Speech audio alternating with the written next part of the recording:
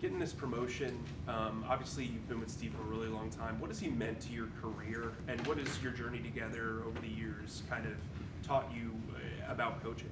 Yeah, so, Steve and I first came together in 2013 when I first came here to Carolina,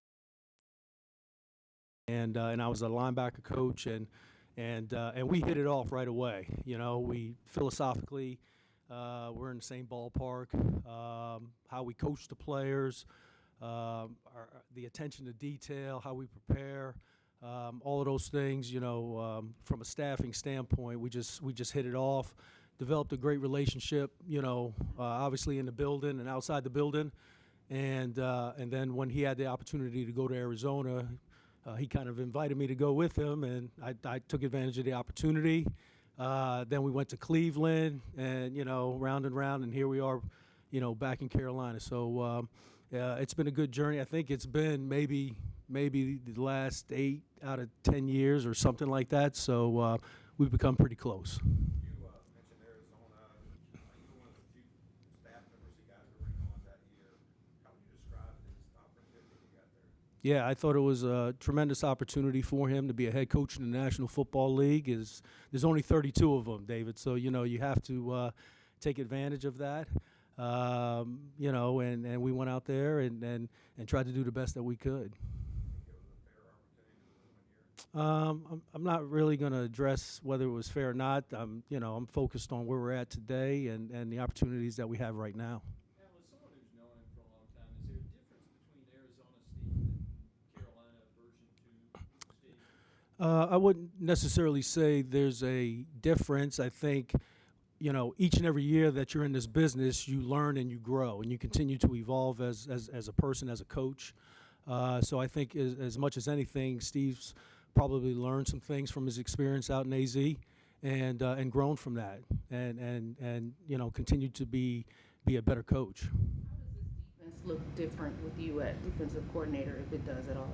Yeah, it's not really so much a difference. We're mid-season, so the system that we have in place is the system that we have in place, and our players are comfortable within the system. So, my job, in my opinion, as a defensive coordinator, is to make the players as comfortable as they can be, so that they can play fast and execute at a high level.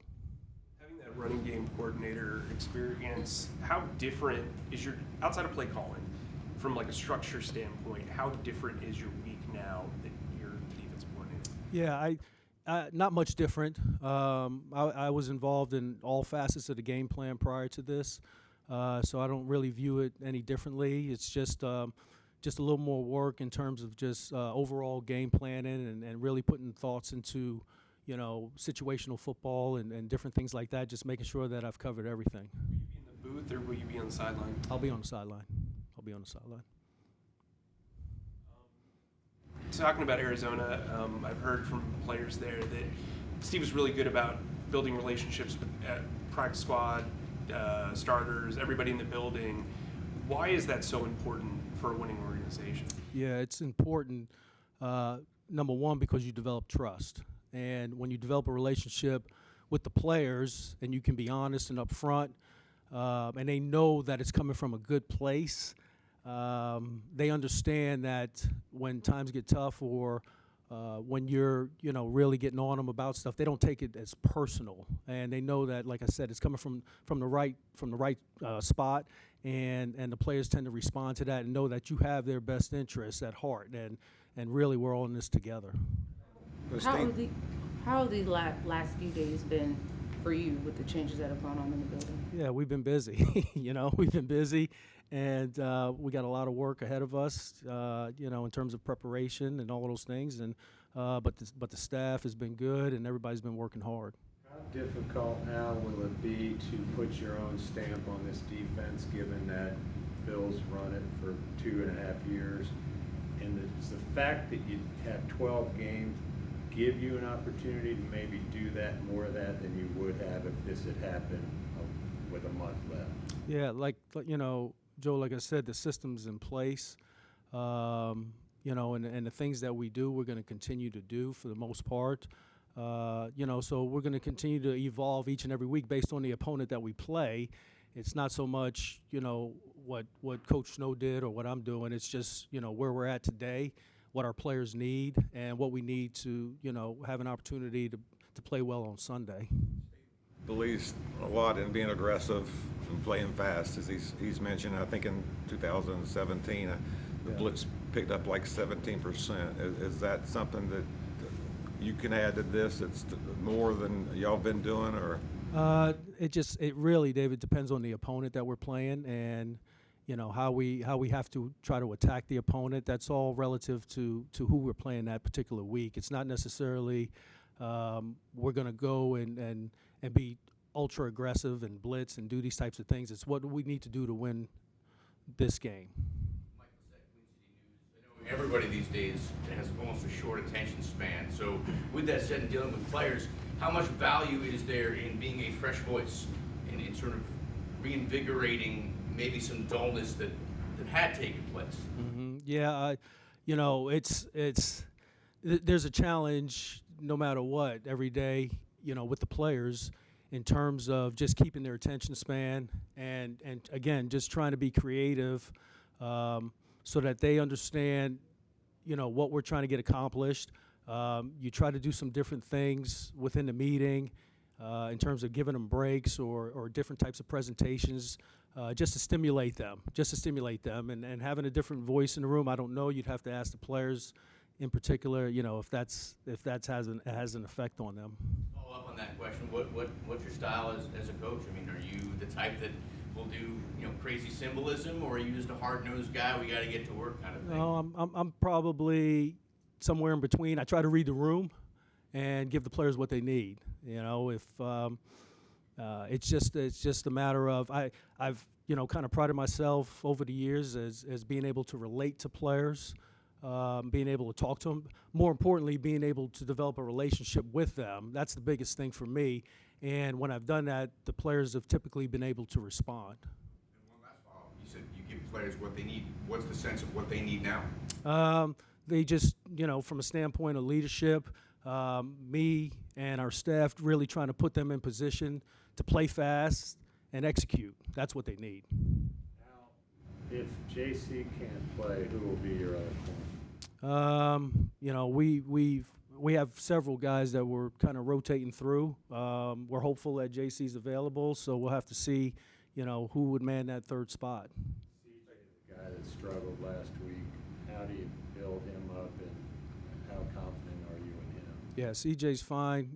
I had a conversation with him yesterday. He's fine. He had a really good practice yesterday. He's dialed. He's locked in and he's focused and he's ready to go play. What did you see out of him last week? Yeah, I just, when you play corner in this league, Joe, sometimes bad things may happen, okay? And CJ's a really, really good football player for us. So we have the utmost confidence that he's going to respond and play well. And then lastly, we heard Tepper mention a lack of intensity in that game last week. Did you see that show up defensively? No, I was locked in on the game, coaching the players on the sideline. I didn't sense any sense of lack of intensity, and to be quite honest, that was in the past, and whatever was said, and we're moving forward. Now, going back to CJ for a second, I mean, he's had a couple of spots this year where it's those big glaring penalties that are easy to see. How do you coach a guy through that? Yeah, it's just technique and at the top end of the route, not worrying and just trusting your technique and executing. That's I know sometimes when the ball's in the air, DBs have a tendency to get unsettled a little bit, or the receiver plays back into them. But again, CJ's a really good player, and as he continues to evolve as a young player, because he's only been in the league a couple of years now, as a young player, he will continue to improve his technique. Al, with your background with linebackers, I was just curious, from your point of view, why has Frankie kind of evolved the way he has over the last few years? Yeah, Frankie's, first of all, he plays with a tremendous amount of intensity and effort. So he makes plays that, a lot of people might not make just because of his determination to make plays. And he has a specific skill set that he can play on the ball, he can play off the ball. you know, we joke about it a lot. Sometimes it's just let Oos be Oos, you know, and let him go make plays and do his thing. So we try to shape some things to help accentuate his individual ability. Alex Gallicano with Sports Illustrated. How much did playing San Francisco last week help you guys for what you're going to see this week with LA? Other than, you know, really watching the tape and in terms of, I know they had, you know, played LA the week before, I believe. You know, you look at things that are maybe similar to some of the concepts that we run and we have, and you try to execute some things. But you know, it's more or less how do they match up? How do we match up? You know, looking at their personnel and our personnel. They've scored 19 points over the last 2 weeks, but obviously they have a lot of talent. They can do more. So what have you seen just the last 2 weeks that maybe has kind of held them back a little bit? Yeah, I mean, I see a really good offensive football team. You know, I know they've been dealing with some things up front, particularly, you know, maybe with some injuries and things like that. But I see a team with a lot of really good skill players, you know, and a team that's, you know, going to be ready to play us. Sean Brown with WSOC. I'm curious, I'm not sure how much time you had to reflect on this, but what do you make of the full circle moment, getting another opportunity alongside Coach Wilks? Yeah, I'm excited about this opportunity. I haven't had really a chance to sit back and reflect on it, but you know, like I said, there's 32 of these, and I'm fortunate and blessed to be in a position, you know, to lead this unit right now. Panthers.com. We've seen Evan Cooper kind of get, you know, more elevated role with Wilks coming back up. Just what have you seen from him in practice yesterday, working with the secondary a little bit closer, but just in general that makes him a good fit to have that elevated role? Yeah. Coop has a great relationship with the players. They listen to him, so, you know, he has a strong voice in the room. He understands the situation, and he's excited about it. He's extremely excited about it, and he's got a lot of really good ideas in terms of the pass game and conceptually some things that we might want to look at. So we're excited that, you know, he's in the position he's in, and he's going to continue to progress as a coach. Ellis Williams, Charlotte Observer. I'm wondering, what type of offense are you detailing to your defense that it's preparing for in the Rams? Yeah, so, you know, they're primarily a 3 wide receiver offense that, you know, runs the ball. You know, the quarterback is, you know, Stafford's a really good player. Like I mentioned earlier, they have a lot of good skill position players in the pass game. You know, obviously Cooper Kupp and what he's done, you know, has been outstanding. The tight end, you know, so they have a lot of weapons. They spread you out. They condense the formations. They do different things with shifts and motions to try to, you know, get you looking other places. But they've been very successful. You know, they've been very successful within the system, so we have our hands full. What's the biggest number? They've started 9 offensive linemen in the past 5 games. What opportunities does an O-line that lacks continuity potentially present a defensive front? Yeah, this is the National Football League, so it's next man up. So all of their players are good players, you know, in terms of they're starters in the NFL, and that's what it is. So there's no drop off from that standpoint in my mind. Last one here, quick. The Rams have the fewest first downs in the NFL right now.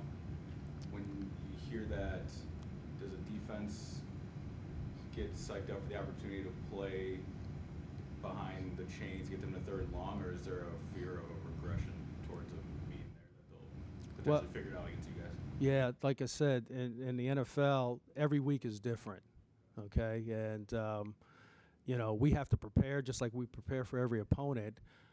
We have the same mindset when we play each and every team that we want to play well on 3rd down and you know, try to create negative plays on 1st and 2nd downs and early downs. So the mindset hasn't changed. Not taking anything or anyone or any football team for granted. You know, absolutely. With your injuries in the secondary, what's the biggest challenge with facing a primarily 11 personnel team that runs like they do? Yeah, so they get you in space and create some, you know, some one-on-one matchups. They're excellent route runners, and they know what they're doing in terms of that system that they're in. So they understand leverage, and how to work it and different things like that. So It's space, it's yards after contact, yards after the catch. All of those things are factors.